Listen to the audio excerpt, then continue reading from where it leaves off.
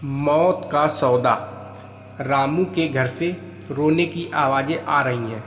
रात के सन्नाटे को चीरती हुई उसके 4 बच्चों की चीख सभी की नींद उड़ा चुकी थी। लोगों ने अंदाज लगा लिया कि शायद रामू की पत्नी शीला, जो कई दिनों से बीमार थी, वो चल बसी थी। सभी लोग अपने अपने घरों में बैठे बातें कर रहे थे। बेचारा रामू, अब तो उसके खाने के भी लाले पड़ जाएंगे। पहले तो दोनों पति पत्नी मिलकर मजदूरी के से घर चला लेते थे। अब तो अकेला ही मजदूरी भी करेगा और बच्चों को भी संभालना पड़ेगा। कोई बात कर रहा था, अब तो बच्चों का क्या होगा, कौन देखेगा उनको। बस इन्हीं सब बातों में रात गुजर गई और सुबह होते होते तो रामू के घर पे लोगों का जमघट लगना शुरू हो गया। चल रामू उठ, अंतिम संस्कार की तैयारी कर। यूँ बैठकर रोने से कुछ ना होगा। वो तो चली गई, अब जो रीत रिवाज हैं वो तो निभाने ही पड़ेंगे। जल्दी जल्दी सामान ला और सब कुछ जल्दी से निपटा दे, गांव के बिरजू काका ने कहा और लोगों ने भी हाँ में हाँ मिलाई। जल्दी जा और अंदर से पैसे ला कर दे ताकि हम लोग सामान ले आएं, और उधर से आते में पंडित जी को भी कहते आएंगे। हवन पूजन भी तो करवाना होगा और उनको पंडितों को भोजन वगैरह भी करवाना होता है। अब तो 11 दिन तक काम ही काम है, यूँ हाथ पे हाथ धरने से कुछ ना होगा।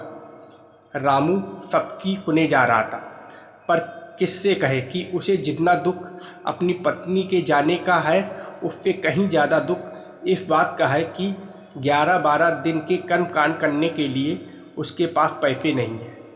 उसके पास तो अपने बच्चों को खिलाने के लिए भी पैसे नहीं हैं। वो ये सब कहाँ से करेगा। जो कुछ था वो उसकी पत्नी की बीमारी में खर्च हो गया था।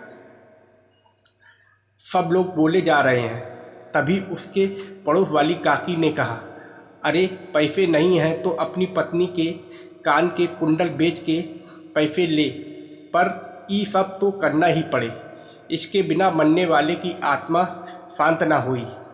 वो उठकर अंदर जाता है और अपनी पत्नी के कुंडल उतारने लगता है। इतने में उसके बच्चे बोल पड़ते हैं, बाबा बहुत भूख लगी है, 2 दिन से कुछ नहीं खाया। वो अपने बच्चों की तरफ देखता है और सोचता है कि अगर ये कुंडल बेच के सारे पैसे क्रियाकर्म में खर्च कर दिए तो बच्चों को क्या खिलाऊंगा। तभी उसे अपनी पत्नी की बात याद आती है कि उसने कहा था कि यदि उसे कुछ हो जाए तो वो समाज में झूठे देख दिखावे के लिए पैसा खर्च नहीं करेगा।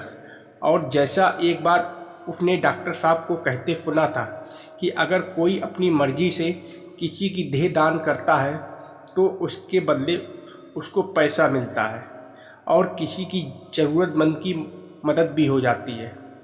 वो तो पैसे के अभाव में अपनी पत्नी का इलाज नहीं करा सका, पर अब अपने बच्चों को जीते जी इस समाज की झूठी रीत रिवाजों की बलि नहीं चढ़ा सकता।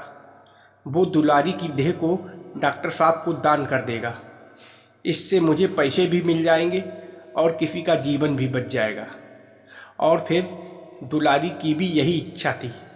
वो दुलारी की तरफ देखता है, उसे लगता है मानो दुलारी भी उसकी बात से सहमत है। वो उसका हाथ चूमता है और उसको प्रणाम करता है और बाहर जाकर हाथ जोड़कर कहता है, आप सभी लोग यहाँ मेरे दुख में सम्मिलित होने आए, आप लोगों का बहुत बहुत शुक्रिया, किंतु मैं ये रीत रिवाज पूर्ण करने में असमर्थ हूँ। आप लोग अपने अपने घर चले जाएं और मुझे मेरे हाल पर छोड़ दें। गांव वाले तरह तरह की बातें करने लगे। पागल हो गया है लगता है, ऐसा भी कभी होता है। चाहे जो भी हो, खुद को गिरवी रखकर भी लोग ये 12 दिन तो करते ही हैं। आखिर में तो पत्नी ही थी, इतना भी नहीं कर सकता। कैसा मर्द है, चलो भी हमें क्या। लोग तरह तरह की बातें करते हुए चले जाते हैं। इतने में डॉक्टर साहब को भी उसकी पत्नी की मौत के बारे में पता चल जाता है। वो भी वहाँ पहुँच जाते हैं। रामू उनको देखकर रोने लगता है और कहता है, मुझे इसकी देह के बदले कितना पैसा मिल सकता है।